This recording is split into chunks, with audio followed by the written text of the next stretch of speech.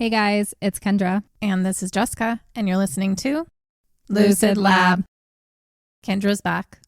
Back again. Guess who's back? Yes, I am, but not yet. We're recording before I'm back, so I can't even tell you anything about my trip. Yep. That will come in October or something. Whatever. The way, we already talked about it. I feel like we're saying it in every episode, so I'm just going to shut up. Yes, I'm going to Peru. I'm trying not to talk about it again. Oh, anyways, I will tell you something that's really been catching our attention lately, and that's all of the astrology TikToks. And I don't know, I see it. I feel like I see it in more than just TikTok, but like what's about to happen with this whole Pluto moving out of Capricorn. Mm-hmm. It has me like looking into, I don't know, maybe digging into the depths of my soul. What's going to happen? It's true. Like I was saying to her, before this, I don't know, a couple years ago, all I really knew was that I was a Capricorn. I knew nothing else. I didn't know about all the different placements, the houses, like the types of signs you are, stuff with like human design. I still don't know everything, but I've just started getting into it. But it was coming upon this one TikTok video of this woman explaining Pluto and how it's been in Capricorn for the last 16 years. Right. And she went into detail about it. And I'm like, oh my gosh, 2008, was kind of a pivotal year for me. Mm-hmm. Now thinking over everything I've been through over the last 16 years, it just made a lot of sense. And I've had a lot of struggle. I've had a lot of, whether you want to look at it financially, relationships, just the whole shebang. And knowing that come November 19th, it's going to officially leave Capricorn for the rest of my life. I'm interested. I'm like, what's going to change? I'm free. Pluto's been wreaking all kinds of havoc in your life. And so we talked about that. And then we started looking and got into the whole different like cardinal versus fixed versus mutable signs and trying to figure out like what all is in our chart and houses and how this change of Pluto will affect us. And I am fortunately not too affected because I only have one fixed sign in my entire chart. And that's where the Pluto's moving to next. It's coming for you guys, fixed signs. So watch out. Don't know what all of it means because I'm not an expert, but it's interesting. It is interesting. I mean, I still have some fixed signs in my chart, so we'll see how that plays out as well. But it just seems like I was born to come down here and struggle. I guess somebody has to do it. I don't want to do it. But only 16 years of your life, right? So for the next 16 years will be fixed signs. And then that means the last part of my life is going to suck. It's okay. By that point, you'll be truly in your witchy cat crazy hair era. Yeah. It won't matter. I won't care. Yeah. You'll have a fuck everyone attitude by then. True. Nothing will happen. I'm already getting there now. I'm moving more and more every day towards the fuck it all attitude. Like, do what makes me happy. Yes. And what brings joy to my life and the people I love instead of worrying about what other people think and all that. And we do that a lot still. We care what you guys think, though. Not enough to change our trajectory, though. Yeah, we're not going to change who we are. Just if we're not your cup of tea, we're not your cup of tea. But yes, we do want to hear from you guys if you love us too. I don't know. I want to know your guys' chart. Like I have 5 placements in Capricorn. Mm-hmm. I'm interested who's like us. True. Yeah. If you feel like you connect with us on any level, I would say go to CoStar. If you know your birthplace and the time you were born, that's all you need to know, and it'll give you your chart. Yeah. The same thing is available for human design online as well, which was really interesting. That's a whole other ball game. Yeah, I'm going to do that after this podcast today. That's what I'll be doing all afternoon instead of packing, which is what I should be doing. That's what you should be doing. Mm-hmm. Yeah. I'm a generator, and there's all kinds of other stuff that goes into that. I didn't pay for some big old booklet, but you can take the little pieces that you do know and research it yourself. And it's cool because it gives you some validation to be like, oh, that makes sense. Mm-hmm. This isn't coming out of nowhere. Right. It all comes together to create who you are. Yes. So stop hating on yourself because you were made that way. You are here for a purpose, and there's a reason to all of it, to our design and our astrology. And we're glad you're here. And that was completely off topic from what we're going to talk about today. Yeah, what are we doing today? I revealed in several episodes, I'm going to California, and it just inspired me to look for things in California. Yeah. And I came upon a haunted home in San Diego. Oh, are you guys going to try and visit? Is it one that you can visit? It is one that we can visit. So I'm trying to fit it in there. And it's actually only going to be about 5 minutes away from that beach house I'll be staying at. Wow. It's I all know. coming together. I know. When I was writing this, I was like, I don't know if I'm going to be able to fit it in. It's not really somewhere I'm not sure my mom or my daughter would want to go to. But maybe they would. I think it would be interesting, and it just won't be one of the night ones unless I can get away by myself to go do it. Yeah. So we'll see. It is called the Whaley House. The Whaley House. So I don't think I've heard of this. It's in Old Town San Diego. Like many others around the nation, and we've talked about this before, it claims to be the most haunted house in America, and it's actually on the sign outside. I'm going to start throwing those out. I think we've said that before. I know.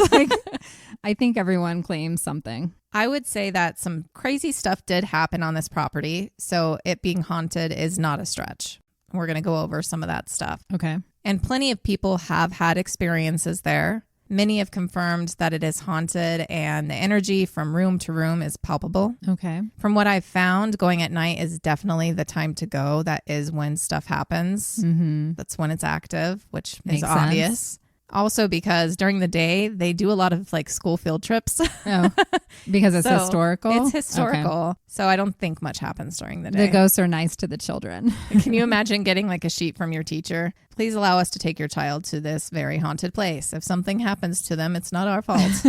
Sign this waiver. Yeah, no. But I think this will be a fun one to cover. So as we've done in all of these cases, let's go back to what happened before this building ever existed, house or whatever. And we're going to go back way before because I just want to talk about the history of San Diego, how it came to be, and the different things that happened on the land before the Whaleys built their house. Right. So we're going back starting around 6,000 years, which just that alone puts a lot into perspective when you're thinking of an area of land. And energies that have been there. Exactly. Lots of souls. Yes.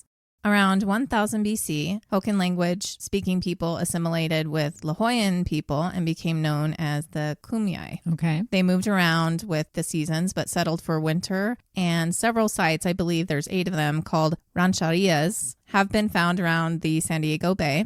And who knows how many people perished in this During area all that, yeah. prior to our knowledge of the area really starting in 1542, which was when the Spanish invaded. Mm-hmm. Led by Juan Rodriguez Cabrillo. They showed up ready for battle to kill, steal gold, jewels. But the Kumeyaay people didn't have what they wanted, so they ended up just leaving. Oh, okay. Cabrillo made sure to name the area before he left. What all conquerors like to do. He didn't even conquer anything. He didn't. He's just like, by the way, this is named after me. He called it San Miguel. Well, that didn't stick. 60 years later, the Spanish went back, this time led by Sebastian Vizcaíno. He changed the name to San Diego. Where'd Diego come from? Who knows? His child. Just kidding. I think it's named after a saint. That would make more sense. They were Catholic. Yeah. But once again, although impressed by the harbor, they decided not to settle. Okay. But they were forced to start colonizing the area due to outside threats because they had to take it before the English or Russia. Yep. They started in 1769. They set up missions in San Diego and Monterey. They brought soldiers, priests, and Christian Indians with them. The Kumeyaay, of course, didn't appreciate it. They did not take well to the Spanish trying to convert them, although some were. Mm-hmm. There were several tussles, but the one that led to several dead happened just after midnight on November 5th, 1775. Over 600 warriors from 40 Kumeyaay villages gathered to attack the San Diego mission and nearby Presidio.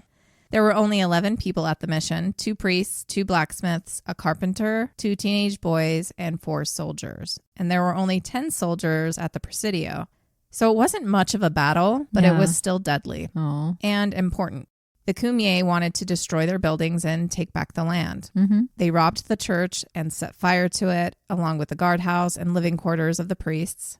The Presidio was spared by mistake, which is interesting. Okay. Kumeyaay that showed up there saw the mission on fire and abandoned their plan. They instead went to join the fight at the mission. The plan was actually to set fire to the Presidio first. So when they saw fire at the mission house, they thought something was wrong. And so they ran over there to help. Okay. So there wasn't much to take over there. Like I said, 10 people, 4 were sick in bed, 2 were in jail, I guess. So they were just trying to show their dominance and just to take back the land.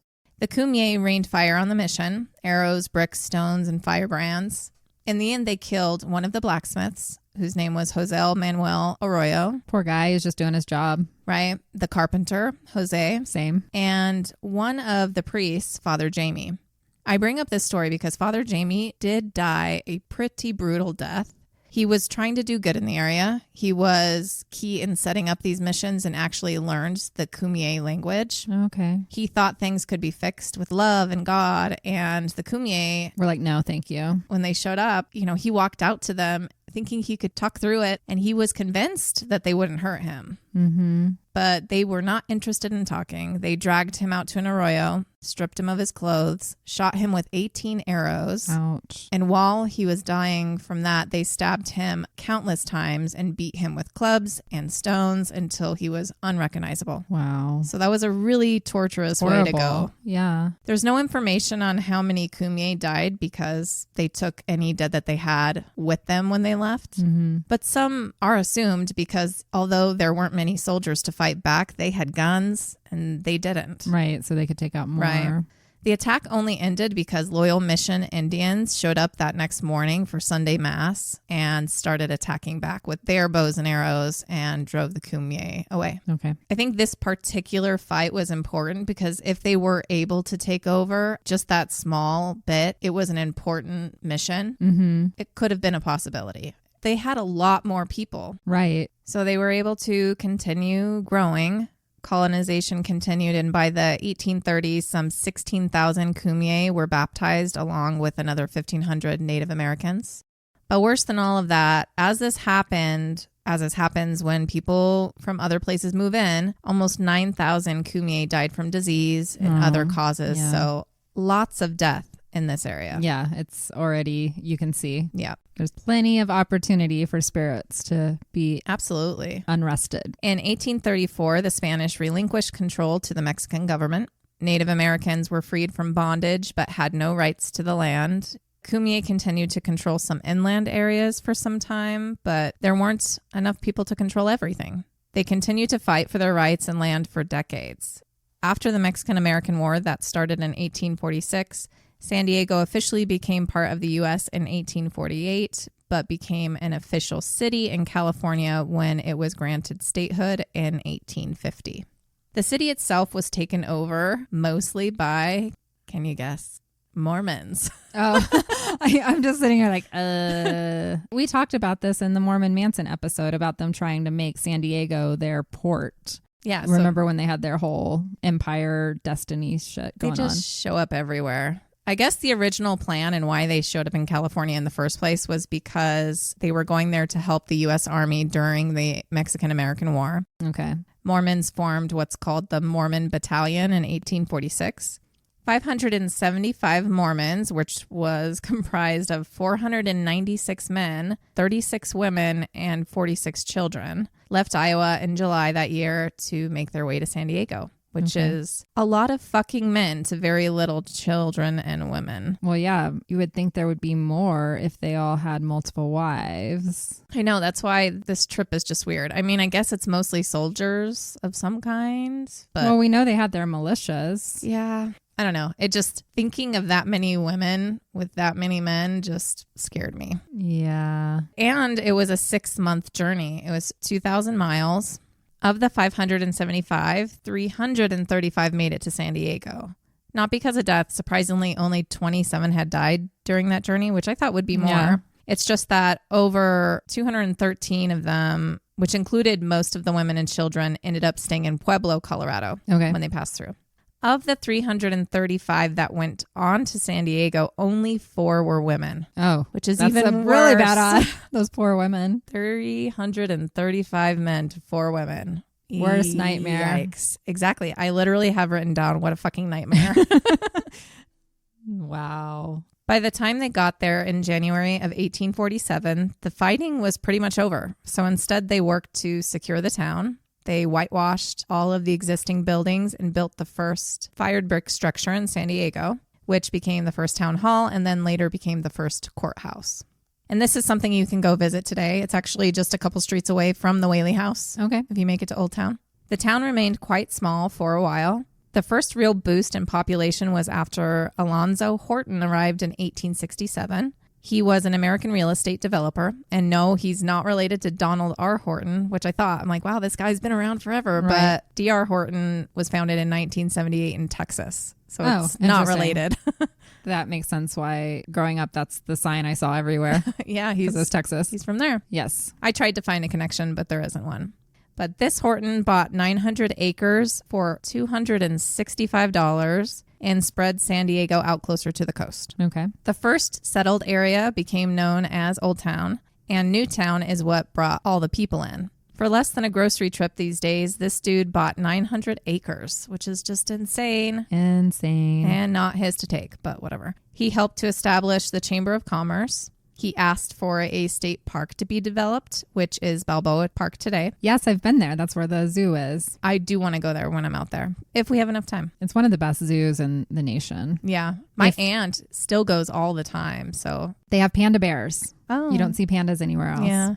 The population in 1860 was 731 people, and it jumped to 2,300 in 1870. By 1890, there were over 16,000 people, and that more than quadrupled to over 74,000 people by 1920, and so on. As of 2020, there were 1.39 million people in San Diego. So him coming in and starting to develop this area is really what made San Diego what it is today. Mm-hmm. But we're going to head back to just before the first boom in population and talk about another brutal death. This is the most popular ghost of the Whaley House that I will come back to later because it happened on the actual spot where the house was built. Okay. Although, of course, there's some speculations to that, but that is the story that is told. And this is the story of James Robinson, or as he was known, Yankee Jim. Yankee Jim. They always had nicknames back then. Yeah. Nobody was just whatever you were called. I wonder what yours would have been. Oh, God, I don't want to know. We'll think of that some other time. We'll think of our old-timey nicknames. I'm just thinking of my last name, Frosted Nips. I'm going to start off by reading the newspaper article from the Los Angeles Herald printed October 7th, 1873. In August 1852, there were 3 disagreeable men in San Diego named James Robinson, alias Yankee Jim, James Grayson Loring, and William Harris. They hailed from the early mining camps, and soon after their arrival came information of a reliable character which pointed out Yankee Jim as a dangerous character. Uh-oh. It was said that he had loafed around various mining camps and, watching his opportunity, had pounced upon miners in out-of-the-way places, murdered them, and robbed them of their gold and trinkets. Yeah, sounds like a bad guy. As long as he behaved himself, he was not molested here. I love the way that they talk back then. He was not molested. I know. I'm like, wrong word. It meant something different back then than today. Yankee Jim was a Canadian Frenchman, 6 feet and 3 or 4 inches in height and well developed physically. He had anything but a prepossessing appearance and was shunned by all respectable people. At the time we speak of, Yankee Jim and his 2 companions stole a boat here in the harbor, which they afterwards deserted and turned adrift outside the heads. It belonged to Joseph C. Stewart and Eno Swall, who found their property a few days later after it was stolen, washed up on the beach a few miles down the coast. The 3 men were arrested and arraigned before what was at the time known as the Court of Sessions on a charge of grand larceny. This Court of Sessions consisted of the county judge, John Hayes, presiding with 2 justices of the peace, J. Judson Ames and William T. Conlin. James W. Robinson, father of Honorable William N. Robinson, was at the time the district attorney. It's only coincidence that he shares the same name. Mm-hmm. They're not related. Right. And he conducted the prosecution. Augustine... I love these names. Augustine Harasti, Augustus. I don't know, was sheriff, and Philip Crosswaite, our present deputy sheriff, acted in the double capacity of clerk of the court and under sheriff. On the 18th day of August 1852, Yankee Jim was tried and convicted of grand larceny. The following persons served as jurors in the trial: Cave Couts, Albert Smith, Thomas Fox, William Conroy, Philip Hoof, Abel Wilkinson, John Stewart, Eno Swall. John Stewart was there? Oh, you're talking about present day John Stewart. Yeah. Eno Swall, George Wasson, James Donahue, and just whatever, some other fucking people. A bunch of white dudes, probably. The following verdict is as taken from the records of the court. Your jurors in within case of James Robinson have the honor to return a verdict of guilty and to therefore sentence him, James Robinson, to be hanged by the neck until dead. Wow, for stealing a boat. For stealing a boat. They were serious back then. So there's more to the story. I'll come to it after finishing this. Judge Hayes addressed the prisoner as follows. You, James Robinson, have been tried by a jury of your own countrymen, selected by yourself for grand larceny, and found guilty of the same, and the jury affixed the punishment of death as the penalty. You are now brought before the court to hear the final sentence of the law pronounced by the court. Have you anything to say why the sentence should not now be pronounced? Having none, the court order a judge and decree that you, James Robinson, be taken to the jail of the county of San Diego and put in the custody of the sheriff of the said county, there to be safely and securely kept until Saturday, the 18th day of September next. Between the hours of 10 o'clock a.m. and 3 o'clock p.m., you will be taken from there by the sheriff of said county to the place of execution and there hung by neck until you are dead. Can you imagine being told stuff like this? You're just sitting there listening and being like, that doesn't sound like a good time. No. That's not what I want to do on September 18th or whatever. And in fact, Yankee Jim thought up until the moment he was swung off into eternity that they would not hang him. He did not object to the two men, Stewart and Wall, from who he stole the boat, sitting on the jury. Oh, that's a little conflict of interest. Yeah, Stewart and Wall. That's when you were like, John Stewart? John Stewart and Enos Wall, who the boat belonged to, got to sit on his jury. Sounds real fair. It was a fucked up time. They didn't have many people to choose from for jury. I don't know. The Yankee Jim probably thought they would not be hard on him because they had recovered the boat uninjured. Right. The Roman Catholic priests were attentive to his spiritual welfare, but he still entertained the impression that he would not need the intercession in this emergency. It is a matter of history that the pioneers of California were deliberate in making up their minds, but when once made up, the decree was unchangeable. And thus it proved in this case. Wow. The gallows consisted of two beams planted in the ground with a heavy bar across the top. It was located in Old Town, on the spot where the Whaley's brick house now stands. Oh, okay. On the 18th day of September, Yankee Jim was taken from his little adobe jail room where he had been closely guarded and placed in a wagon. Two Catholic priests accompanied him and did their utmost to convince him that this was... It's going to happen, dude. Yeah, that his time was near and to impress him with the importance of being prepared for the future state.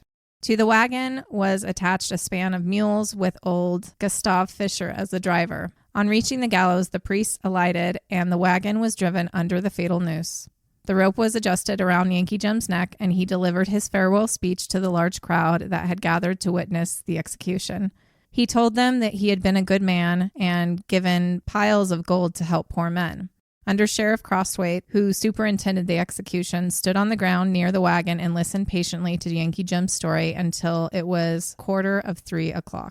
He finally ordered Fisher to drive on, and the old man applied his whip freely to the mules. Yankee Jim kept his feet in the wagon as long as possible, but was finally pulled off. He swung back and forth like a pendulum until he strangled to death, and thus ended the career of the dreaded desperado Yankee Jim. Subsequently, his accomplices in the grand larceny were tried by the same jury and sentenced to state prison for a year. They never returned to San Diego. For a year? Mm-hmm. He got death and his accomplices got a year? Got a year. Okay, there was something else going on there. Yeah, I'm about to talk about it. I was going to say, whose wife was Yankee Jim sleeping with?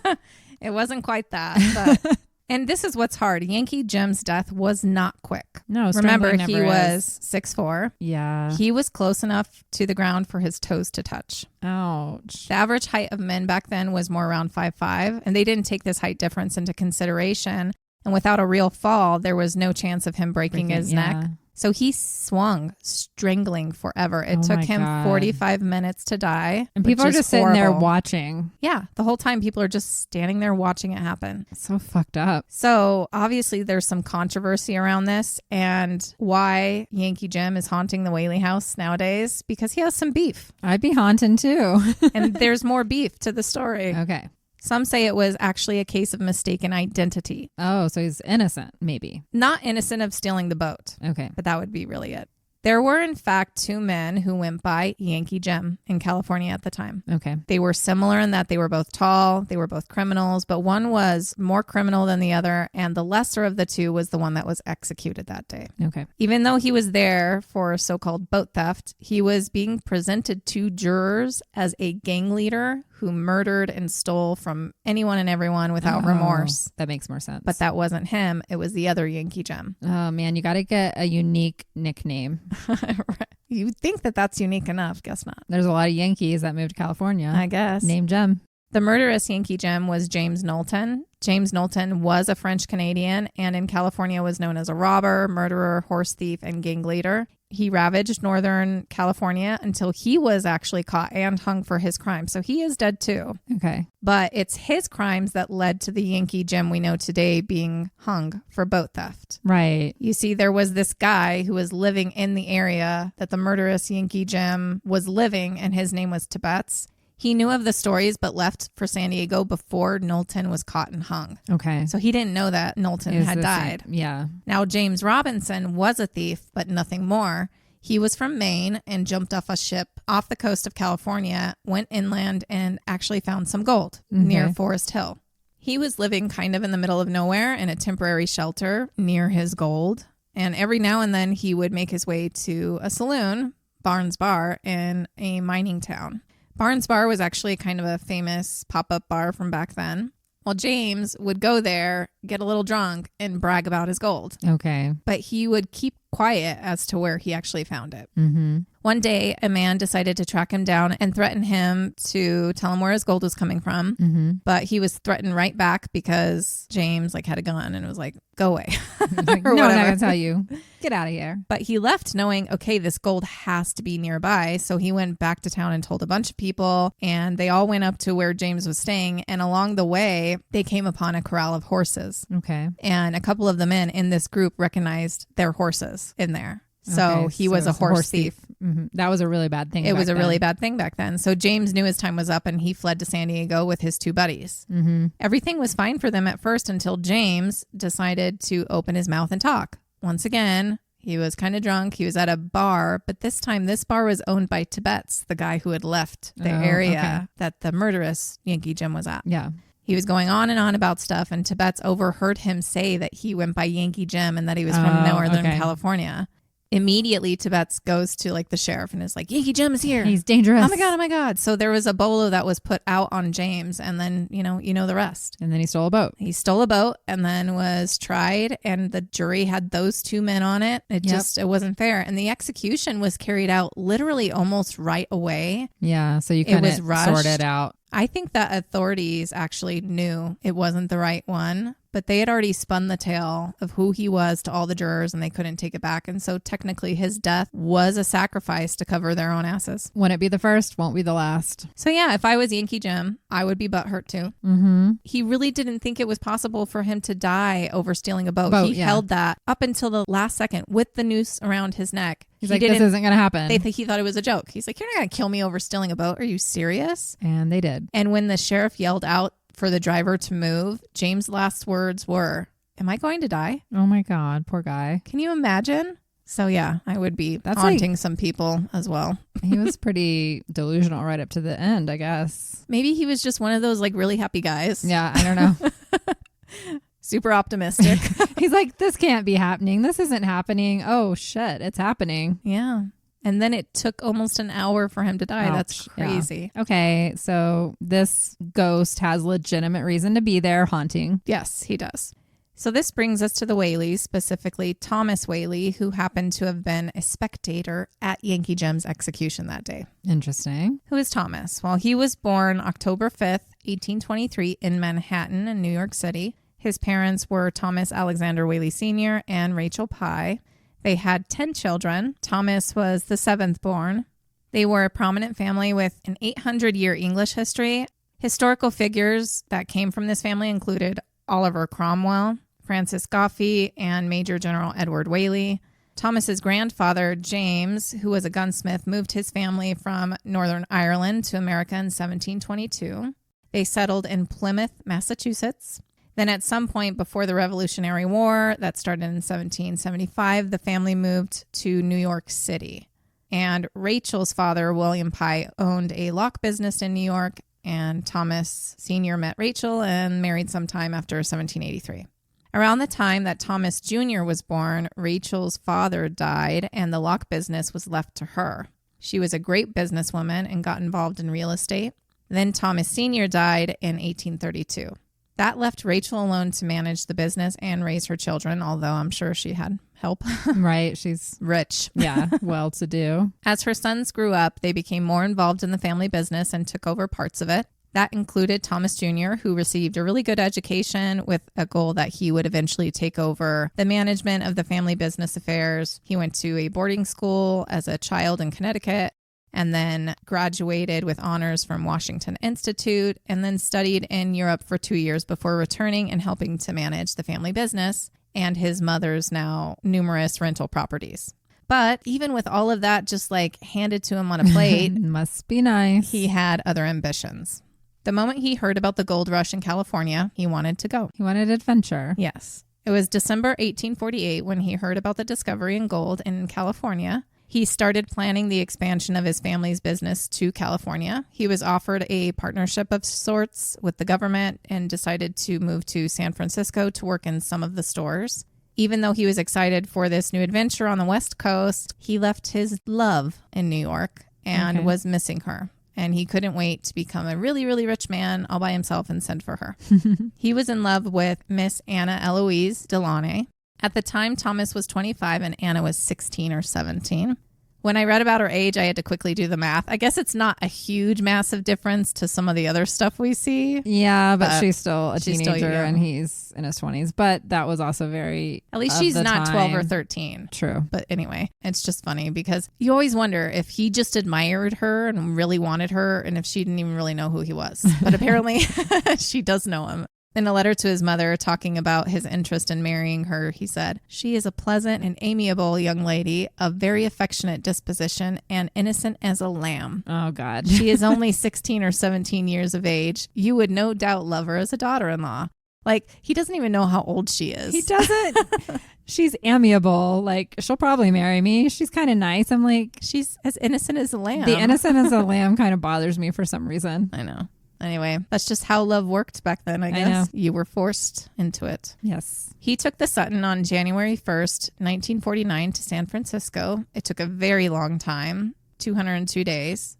It was a dangerous and stressful journey. He reached San Francisco on July 22nd that year. His operation was successful nearly right away. He was making $600 a month plus commission and helped manage some other properties for another business partner, William Warner. He also had a side venture with a lawyer, Louis Franklin. I'm not sure exactly what they were doing, but he'll come back into the story. He had a building on Montgomery Street, which he expanded to rent out portions of it to others, offices, living quarters, and whatnot. He planned to bring Anna out to live with him there, in letters making it known that he built it all for her. But that wouldn't happen because for 2 days, a fire took over San Francisco, May 3rd through 4th of 1851. And it destroyed 75% of San Francisco. The Great Fire. Yeah, there's like the monument to that. It was like over 2,000 buildings. Thomas's building he had built for Anna was gone. It's a sign. Don't marry him.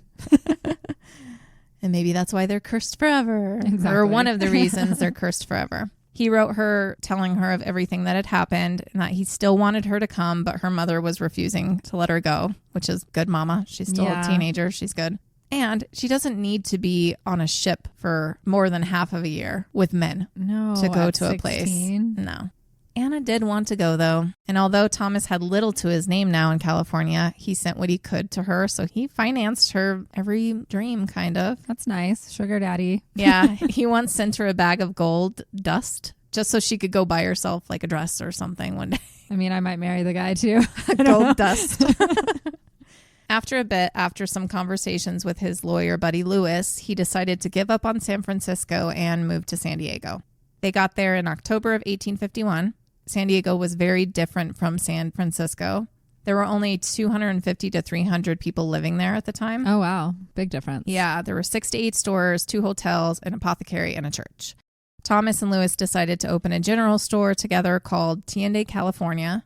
They had to learn Spanish in order to do business with locals. So they were the first multilingual store as well. Okay. They were there when an insurrection happened. The sheriff of the town threatened to tax the local Native American groups. And these are people who did not use money for what they needed. Tax them and for it was what? their land. Yeah, I was about to say. So, of course, they fought back. Good for them. But the leader of the insurrection was caught and tried. He was Chief Antonio Gara of the Luiseno tribe. During the attack, all people in San Diego became soldiers. So whether they wanted to or not, they were handed a gun. Had to, yeah. Gara was sentenced to death, and Thomas was actually one of the 12 chosen to be part of the firing squad that took his life on January 10th, 1852, which is my birthday. It's just always interesting to, if you ever type your birthday in, see what happened to like on Google. those events. Yeah, it's crazy. This is one of them. After this, in March of 1852, Lewis decided to move on from the store, selling his share to Thomas. Thomas then partnered with a man named Francis Hinton, and the store became a real success. They made over $19,000 that year. It was later that year in August when Yankee Jim was caught and tried for grand larceny. Okay. And hung a month later. And then Thomas was like, that looks like a good spot to build my house. Yeah, not too long from now, it will be. Then in April of 1853, Hinton became sick and the partnership there ended. Thomas found yet another partner in Ephraim Morse. Morse was a good choice for the time. The store was doing well, and Thomas saw his chance to head back to New York and finally claim his bride. Who is now 25. I think she's just now over 18 or something, actually. They married August 14th, 1853. But while Thomas was gone, another person opened a general store in San Diego and became his competition, selling the same goods for half the price. So Thomas's fortune started to dwindle. And when Thomas made it back to California, this time with Anna, they were forced to stay in a small home that was actually built by his competition. Wow, a lot happened in a few months. I know. But he stayed busy, and it wasn't long until they found a home across from his general store. Shortly after this, on December 28th, 1854, Anna gave birth to their first child, Francis Hinton Whaley, who they called Frank. He was named after his previous store partner that got sick. Thomas invested in a railroad company and I guess saw enough of a return to purchase 9 lots that totaled about 8.5 acres in San Diego for $302. And less than a year later, he also purchased Lot 1, Block 480 in San Diego. And I'm only mentioning these because I don't know which one is actually the Whaley House. Okay. He decided to dissolve his partnership with Morse and brought his brother Henry and his wife Annie from New York to live with them to run the general store. Which I get, makes sense, you know. Help the family out. Help the family out, then you're not dealing with someone you don't know. Yeah. Thomas then invested in brick making machines and started a manufacturing company with George Tebbets. Not sure if it's the same Tebbets that turned in Yankee Jim. Could be. But it might be. He was busy building different buildings on his lots. A granary was the first thing he built. He thought about building other homes and renting them out. I'm not sure if he did that or not, but at some point, Tebbets sold his half of the brick manufacturing business to Whaley. It just seems like a common thing with Whaley. He joins partnerships and somehow gets all of it. I don't know if that was some manipulation on his part or if it was just common to start businesses and break off from them. Yeah, as long as he's paying their way out. Yeah. But it was clear that Thomas actually expected near perfection in his partners because soon he was done with his own brother. So maybe he's just a really hard guy to work with. Maybe. Henry would overcharge people. He would drink on the job and verbally abuse people. Yeah, that's not a good for the business. On November 10th, 1955, Thomas dissolved Whaley and Company. His brother was not happy and there was bad blood there. He even challenged Thomas to like a fight. Okay. I challenge you to a duel. I don't know, but Thomas was all business and they went their separate ways. Thomas and Anna then had their second child, Thomas Whaley Jr., the next year on August 18th. And it was around this time that Thomas was working on architectural plans for their new family home. Again, not sure if it's that Block 480 or somewhere in his 8.5 acres, but one of these locations is where the gallows were and where Yankee Jim strangled to death. Right. And something to remember, it wasn't only Yankee Jim who died there. Countless other criminals did as well. You know, this was the execution spot. So as we move through the hauntings later, I don't know, it's just something to remember because that's just one we know of. And he knew the gallows were there. I guess people just didn't think about that kind of stuff back then. I don't think so, although they do later acknowledge the fact that they feel like what they're experiencing is Yankee Jim. But it was there, the exact location that Thomas decided to build his home. Construction began in September, built with bricks that he made by his own company. It is a 2-story Greek Revival residence on San Diego Ave in Old Town, and it's still there today. It was initially built to be both a store and their home.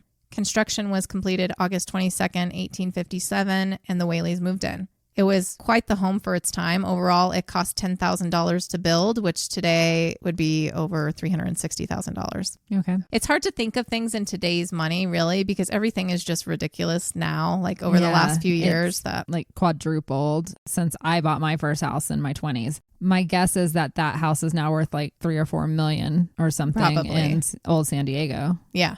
It was announced in the papers as one of the finest homes in Southern California.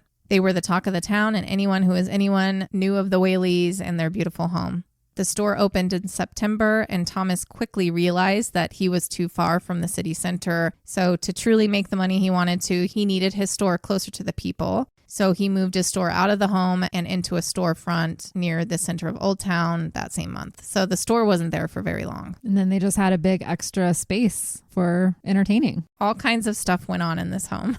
This was the beginning of some bad luck for the Whaleys. The family immediately started hearing things in their new home. Oh. Tom had mentioned that where their family home archway divided the parlor is the exact same place where Yankee Jim was hung. So whenever they heard footsteps in the home, they chalked it up to that and just tried to move on. But after 6 months of living there, their second son, Thomas Jr., died from scarlet fever in January of 1858. He was just 18 months old. That's sad. This hit them really, really hard. But Anna was already pregnant again, and she gave birth to Anna Amelia Whaley on June 27th, 1858. This helped temper their heartbreak a little, but just less than 2 months later, Thomas's store caught fire and burned down. Oh, wow. That's a second store he's lost. Mm-hmm. Arson was suspected. Who knows? Competitor? For what? Yeah, maybe. Yeah. Thomas lost over $3,000 in merchandise. Then one of Thomas's other investments turned into a loss as well, which worsened their situation. And because of all of this, it was just too much, and they needed a break from San Diego. Thomas turned over his affairs to Frank Ames, who was a Wells Fargo agent, to manage his home and his other properties and his brick-making machines and so on. And while they were gone, rooms of the home were rented out to others. Okay. They moved to San Francisco in January of 1859. Anna's mother, sister, and brother joined them in San Francisco and lived with them.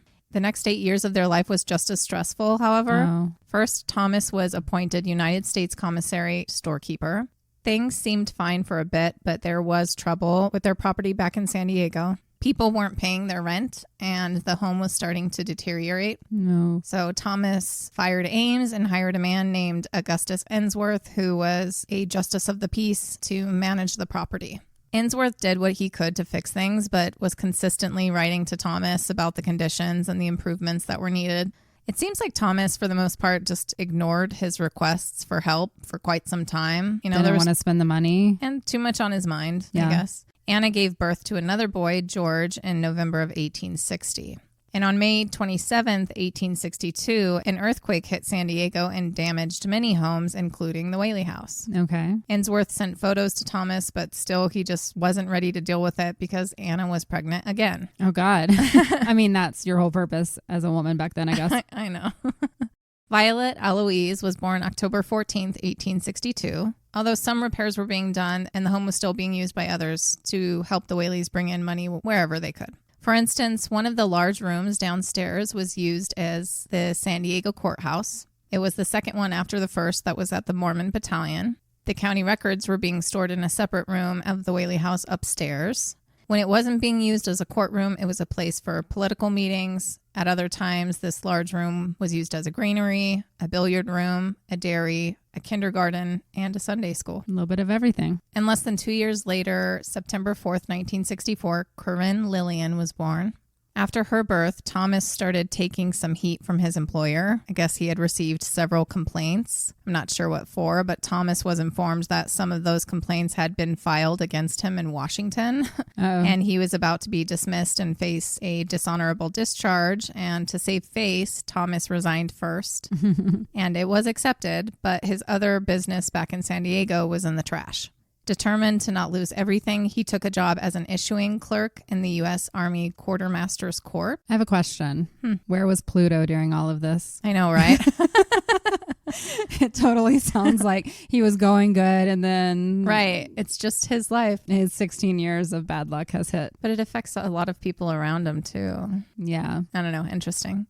So that issuing clerk position was ultimately terminated, but in July of 1867, Thomas received orders to help establish a base in Sitka, Alaska, to help the U.S. take possession of that territory. Yep. This was a hard time for him because he was making less than he ever had, and it required him to be gone.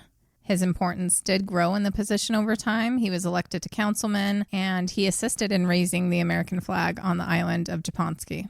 And he was in charge of 3 government transports with stores in Sitka before the U.S. formally took over. Okay. But Anna didn't like the idea of staying alone with all her children in San Francisco, so they planned for her to go back to San Diego, back to their first home. It needed work, and it was time that they officially settled down.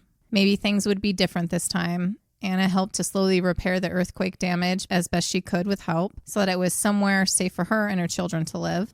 While Thomas was in Sitka, he received word that his mother sold some of the family property for $40,000 and was going to split it between all her children.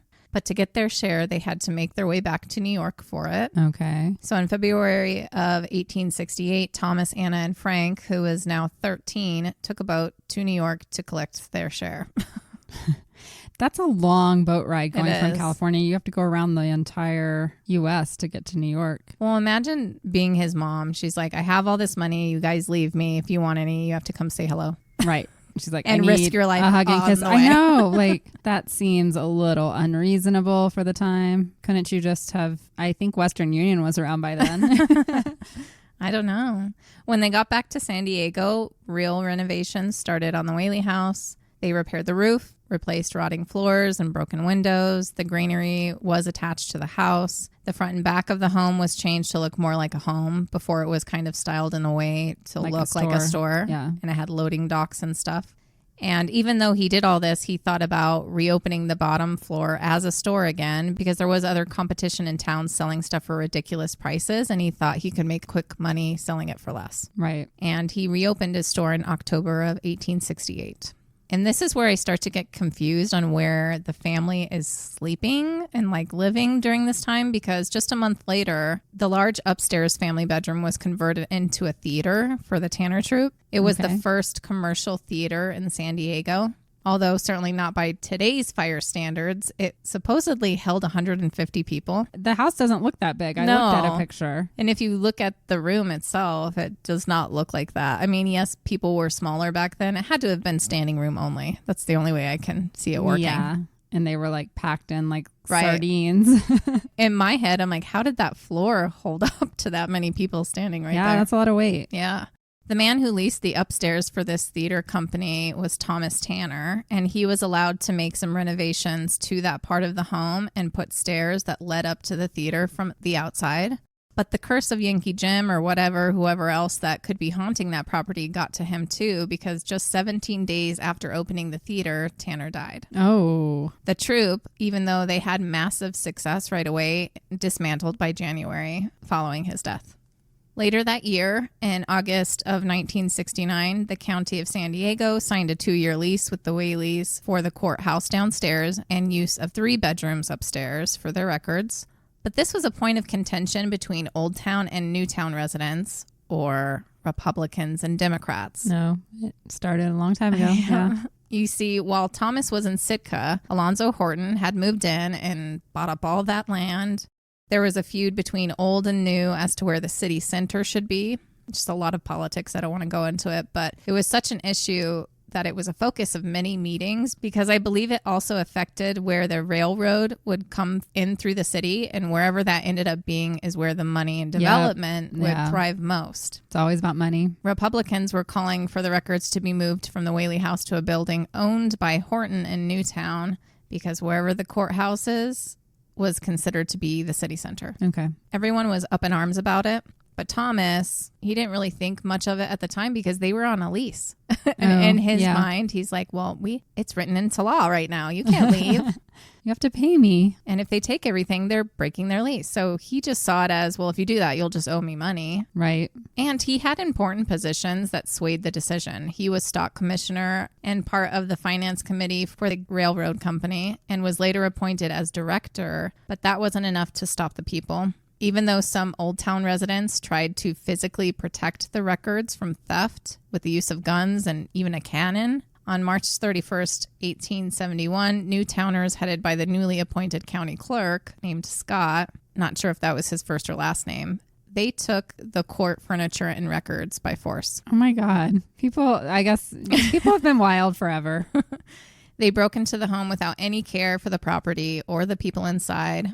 Anna was actually caught off guard on the stairs at gunpoint. Oh my God. Although forcibly, this marked the unceremonious transfer of power from Old Town to Newtown, which is currently downtown San Diego. Okay. Thomas was actually out of town when this happened, which I'm sure is why they planned it for that day. Of course they did. He fought for money to compensate for the repair work and for back owed lease payments, but he never received them. He also fought for justice for his family to have had to live through that Trauma. scary night. Mm-hmm. Again, nothing happened with that. He no longer held the power that he once did once everything shifted to Newtown.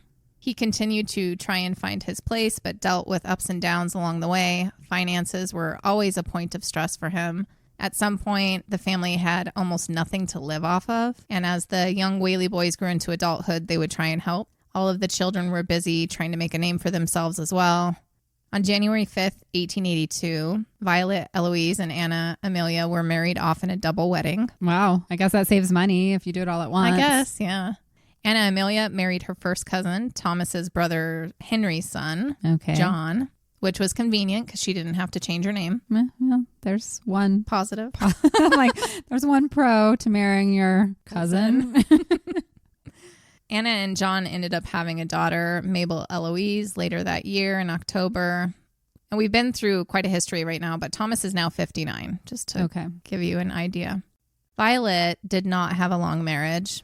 She was married at 19 to George Bertolacci. Turns out that he was a con man and only married Violet for, whatever money or prestige or whatever he thought he would get from the family. Joke's on him. They had no money. I know. They were on their honeymoon on their way back, after being married for only like 2 weeks. And she woke up to find him gone. Oh. They found out he went by other aliases. And even though none of this was Violet's fault, she returned home to San Diego alone. And she was shunned by the community for returning without her husband and for being unchaperoned, which was a big thing. Proper ladies did not do that in the 19th century Victorian society. And it got even worse when she was granted a divorce the following year on April 12, 1883. Yeah. So it was rough for Violet, unfortunately. So stupid.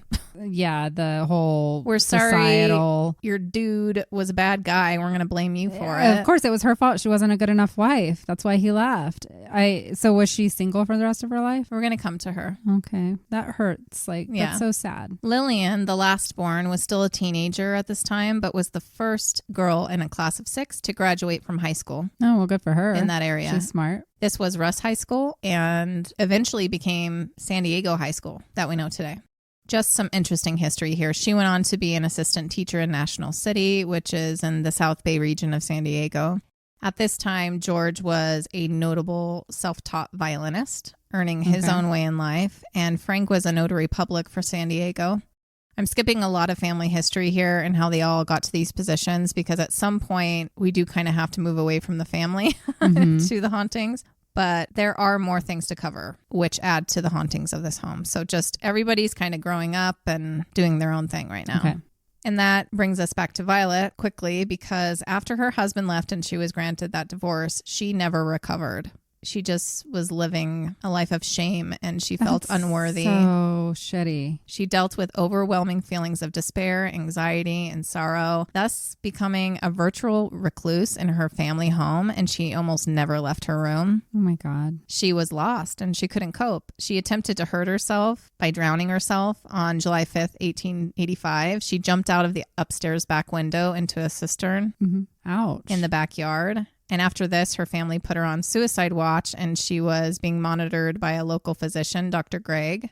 The only place that she was allowed to be alone was the family outhouse in the backyard. Okay. So one day on August 19th, 1885, Violet walked out of the back door of the home to the backyard into the outhouse under the guise that she was going to use the restroom, but instead took out a .32 caliber handgun and shot herself in the chest. Oh my God. How tragic. I know. This is why it's so important for women to understand that they have worth outside of men. Exactly. And the whole like, fuck the patriarchy and all of that. This is why, because of instances like this. Because you're raised knowing that your purpose is to get married and have children, and that's all you're good for. Right. And then when you can't do that, you flail like this poor soul. She had asked her father for a key to his writing desk so she could get some papers to write down some poetry. He forgot about the gun he had in there. Oh, shit. She did write down some poetry, but it was her suicide note. Mm-hmm. It read, "Mad from life's history, swift to death's mystery, glad to be hurled anywhere, anywhere out of this world." Oh, my God. This passage was from Bridge of Sighs, a poem by Thomas Hood. Thomas heard the gunshot. He ran outside and he found her. He carried her into the house and laid her down on a chair in the back parlor, and then he ran into town to try and find help. Although her official autopsy report, as well as the official inquest following her death, concluded that she had shot herself in the heart, it is more likely that she hit one of her lungs because it took her about 15 to 20 minutes to bleed to death. And she did have her family with her. At some point, she was moved from the parlor to a guest bedroom downstairs, and that is where she died. Some say she died in Thomas's arms, but I'm not sure if he would have made it back in time, so I don't know what part of that is true or not. She was only 22 years old. So sad. Yeah. Her younger sister, Corinne Lillian, when asked about why Violet would do this, said, "I don't know why. I think she was just tired of life, tired of living here. She thought no one cared for her and that her life was a burden." Lillian herself was engaged at the time, but after this, her fiance broke off the engagement. Oh, no. Her sister's death was too much of a scandal, and he didn't want to be associated with them. Well, you didn't want to marry that guy anyways. I know. But there is this curse on this family. You know, it's sad. After this, once again, it was too much for the family to stay there. 3 months after Violet's death, Thomas began building a separate residence for the family downtown at 933 State Street in downtown San Diego. The family moved there, and the home would fall into disrepair, uninhabited for 2 decades. Oh, wow. During that time, Thomas died on December 14th, 1890. Anna Amelia passed away in Modesto on December 12th, 1905. In 1909, Francis took it upon himself to try and restore the home and list it as a tourist attraction. He entertained guests with its history and played guitar for a while before Anna, Corinne, and George moved back into the Whaley House with him. So this was all remaining family members together. Okay. Anna passed away on February 24th, 1913. She was 80 years old. A year later, Francis Whaley died on November 19th, 1914. George Whaley died on January 5th, 1928, and Corinne continued residency in the house until her death in 1953. Okay. So that's it. The legacy of the Whaleys is quite something. You could say that Thomas was both extremely blessed in some ways, right, but very unlucky in life at the same time. Uh-huh. He obviously could make something out of nothing. He was very entrepreneurial, and he could make a lot of money at a whim. Especially in the beginning when he was younger. He could do a bunch of stuff. But then he chose to build his home on a plot of land that cursed them. Was cursed in some way, it seems, to really have gone downhill when they built that house. So it kind of makes sense to me. Mm-hmm. He wasn't respecting those people. Yeah, he stirred something up. Yep. All right. So what about the hauntings? It took us a really long time to get here, but we'll go ahead and get into it. You know, it's one of those places where it's very, very active. So there's not a whole lot to go over other than some specific things, but it's definitely a place, if you're in Old Town, you'd want to go visit. I can't confirm that the Whaley House is the most haunted home in America, but it is definitely up there. Many do experience things visiting this home, and it was dubbed as the most haunted house in America by the Travel Channel. So, okay. Today, the home is a museum with day and night hours. Like I said, I'm going to try and go there. But here are some things that you might experience visiting. As with most haunted places, cold spots are frequently felt throughout the house. So let's just get that out of the way. Yep. While the Whaleys were living there, they believed they were dealing with a poltergeist. But they told the newspapers they thought it was Yankee Jim. Okay. As I mentioned, they heard footsteps often, and people of the town reported seeing apparitions in windows from the street. Mm-hmm. During the home's restoration, workers and visitors claimed to hear strange, unexplained sounds, sights, and even smells. But most of all, they felt a powerful presence whenever inside the home. Many do believe it is Yankee Jim because whoever it is seems mad or annoyed. Yeah. Other than footsteps, he is said to make some pretty chilling noises. And when he isn't walking around, he's stomping on the floor. Okay, dude, we get it. You're angry. I know. What kind of noises? Like moanings or grunts or I don't know. farts? I'll tell you if I hear anything. What's unfortunate sounds? You poor unfortunate soul. People also hear a baby crying, giggling, or cooing, and that is believed to be Thomas Jr. The one that died at scarlet fever. Mm-hmm. Yeah. Some have even heard his little infant feet plopping along on the floor. A baby ghost. Yeah, baby ghost. He didn't mean to go anywhere. Poor guy. Violet is believed to also haunt the home, specifically the second floor of the home. That is where she spent most of her time before her death, depressed and locked away. People have seen her and heard her cries. If they do not see her or hear her, many people have reported just this overwhelming feeling of sorrow near her room upstairs. Okay. Many see apparitions often on the stairwells, Thomas and Anna and others. Okay. Thomas is specifically seen in his attire with a top hat and coat, often looking down from the top of the stairs or hanging out in the parlor. Other times people have claimed that he sometimes walks around and blows tobacco smoke in your face. Not nice. And they'll smell the cigar smoke. He's just like, I built this. Get out of my place. Anna is seen in the stairwell, in the downstairs room, or in the back garden area. Anna loved to garden. It was a very significant part of her life, so it makes sense that she would be seen there. Mm-hmm. She's also sometimes seen in the parlor in a green dress, sipping tea. So the green dress is synonymous with Anna, if you happen to see that. Some people have reported seeing a young Native American woman. Okay, that could be anyone. She was apparently a servant of the Whaleys. They did have servants. Oh, okay. I was thinking from back in the days. Yeah. When she stayed there, she lived in this small cubicle that they made up for her in the corner of the courtroom. Okay. So they'll see her sometimes. A little girl is said to have died in the Whaleys' kitchen, unrelated. She accidentally ran into a clothesline hanging in the Whaleys' yard. Ah. She was running down the hill and didn't see it, and the clothesline ruptured her trachea. Oh my God. She was carried inside where she died within a few minutes. Her given name is either Annabelle or Carrie. Right. Now she frolics and plays throughout the house in death. Some say that she was running to the house to get a cookie because the Whaleys were known to give out cookies to neighborhood children. Oh, I can't confirm that whatsoever, but if that is the reason why she's dead, it's pretty messed up. Yeah. Really, there's a lot of ghosts people could be seeing because this house was vacant for a really long time, before, after, right, all of that. So this whole people area could have ended up in there. Yep. Outside of apparitions of, humanoid beings, people also hear and see animals. Okay. Specifically reported as a ghost dog and a ghost cat. Okay. The Whaleys did have a dog and a cat, so they assume they're theirs. The cat's name, I believe, was Winks, and the dog's name is Dolly. People have more experience with the dog than the cat because Dolly will interact. Well, that's like cats and dogs in real life. Normal. Yeah. I guess she was a little terrier. Okay. She might lick your leg, brush up against your leg, and if you're wearing sandals, she might lick your toes, which to me is just freaking creepy because you can't see it. But you feel wetness on your toes. How do you not think that that's not weird. A demon licking you? Why do you think it's a dog? You're like, it has to be a dog. It's a dog. Can you imagine just standing there and then all of a sudden your toes feel wet? No, I can't. That would be creepy.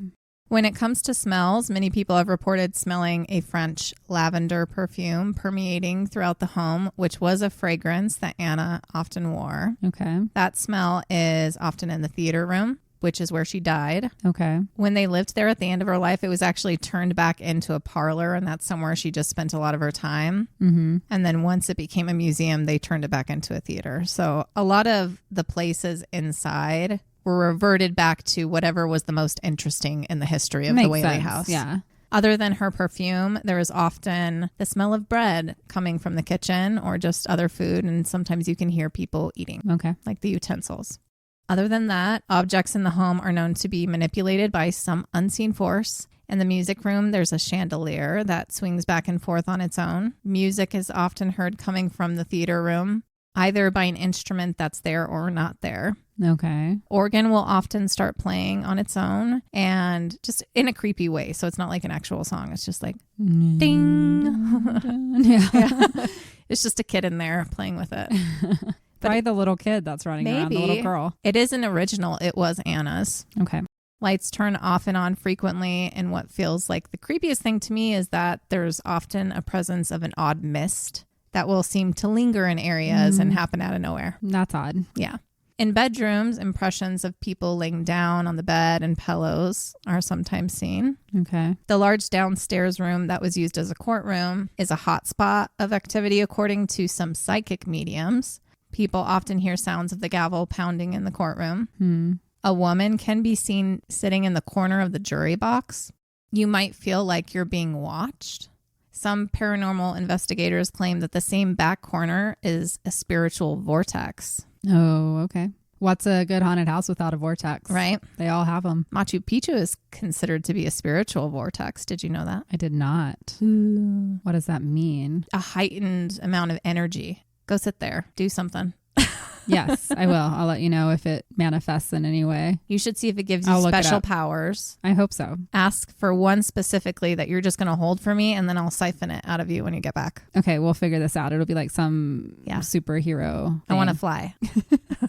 I don't think it gives you that. A lot of people have gone to Machu Picchu. They're not flying, so I don't know. Maybe Machu They didn't Picchu ask in is the right waiting way. for you to show up. Maybe.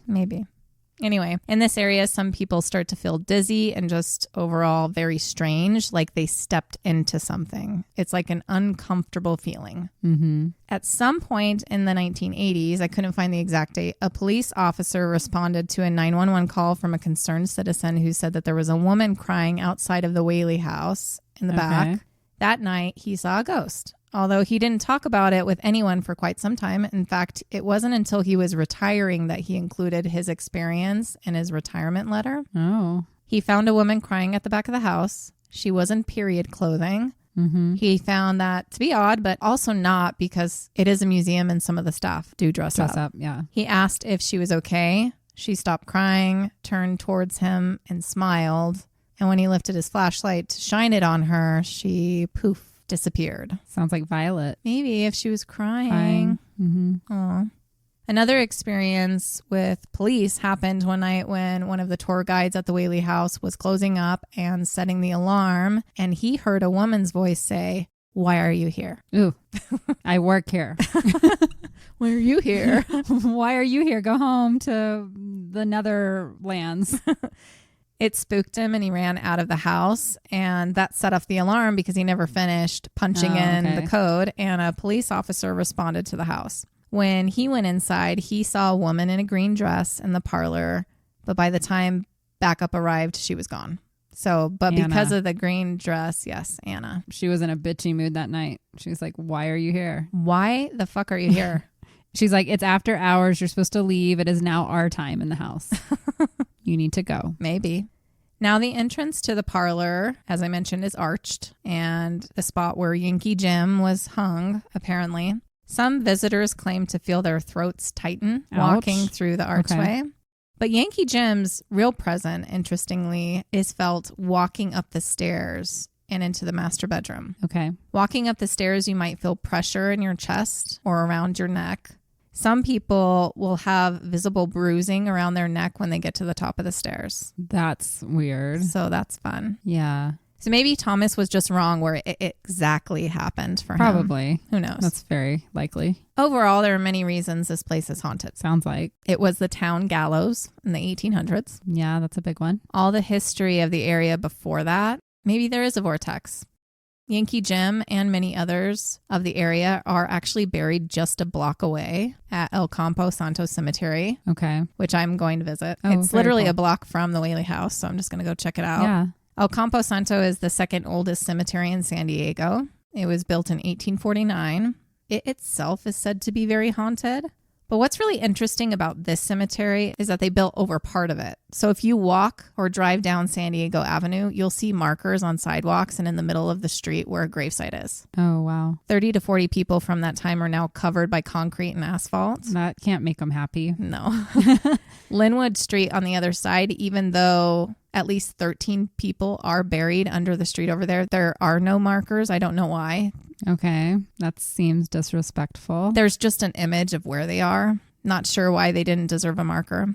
There are plaques at the cemetery that essentially say, oops, sorry, we needed these roads and sidewalks here and you were in the way. Please don't haunt us.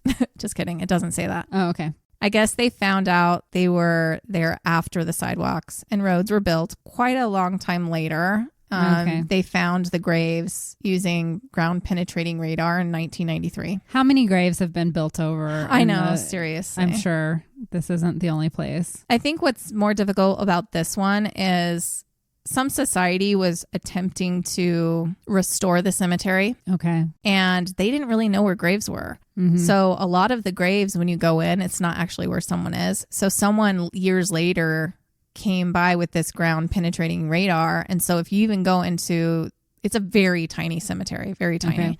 You'll see markers on the ground because that's actually where someone's buried. Yeah. And so it's an interesting little cemetery to walk through, I'd say.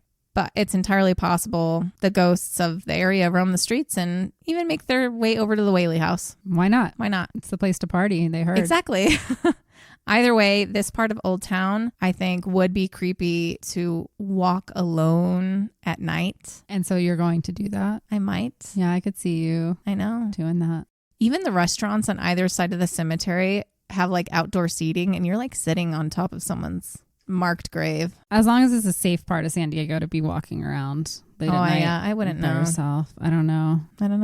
Anyway, if you want to visit the Whaley House, it is open for day and night tours. It's at 2476 San Diego Avenue in San Diego. The prices are quite reasonable. I think the day tour is like $13 or something. Oh, that's nice. Over 100,000 people visit it yearly. So that's quite a bit. So yeah, it's a draw. They also do some after hours paranormal stuff, which I probably won't do. No, that'll cost 3 times as much. So we'll see. But that's the Whaley House for you. If you're in the area, check it out. Something interesting. Very cool. I love, knowing where any haunted places are because when I do road trips, that's something that I now always add to my itinerary. And I never heard of this one. It does seem like we've already said, like something happened. Yes. And it affected the Whaley family in very negative ways. You don't hear that always with hauntings. He was just too careless, like he wanted what he wanted in life and he didn't care that a bunch of people had died in one spot. It was probably cheaper to buy and he got the land and built over it with no care in the world as to who it helped. He could have done it in a more respectful way. Yeah. He could have made peace with the spirits that were there and then they may not have haunted and cursed his family. So it kind of does sound like he doesn't have a care for other people's well-being though. I mean, he was part of that firing squad. He stood there and watched Yankee Jim die for 45 minutes. And he apparently wasn't a very good business partner or was kind of an asshole or something because all of his business partners ended up saying they wanted out. So we don't know his story. Character. Yeah. I mean, I think in the area he's praised for kind of what he helped to build. Yeah, but we praise people for the wrong reasons. All the time. Yeah. All of our forefathers, I feel like, were praised for the wrong reasons. We don't lift up the people who are actually like kind, right? Giving people. I mean, we sometimes do, but not nearly as much as we should. No. So who knows? Well, thank you. Yep. For bringing us this story. Just a fun little quick one. Yes. Come back next week for an episode from Kendra. Yes. It'll be another shorter episode just because life. But it will be interesting. It will be another paranormal something. Oh, okay. So yeah, we'll have had almost a whole month of no true crime. Well, Amityville is a little bit. It's got some true crime, yes. I mean, it's a lot. A lot of people died, but there's a whole lot that goes around that. But very true, yeah. We feel like we are going very heavy towards the true crime, which seems to be what the listeners like. Yeah. Let's be honest. And don't worry, we'll have plenty of those in the future. But sometimes we need a break from those as well. And we do, yeah. Do something that doesn't feel as heavy. Yes. True crime really makes me question everything and everyone in the world. It does. And sometimes we need to take a step back. So we don't hate every person that we see on the street. Right. Anyways, thank you guys for listening. We are available on all of the social medias. If you want to check us out there, we're on TikTok, Facebook, Instagram, and YouTube, all at Lucid Lab Podcast, one word. If you have any lab reports or episode suggestions, please send that to lucidlabpodcast@gmail.com. We hope your September is going well. Yes. We love you. And in the meantime, stay very lucid. Bye. Adios.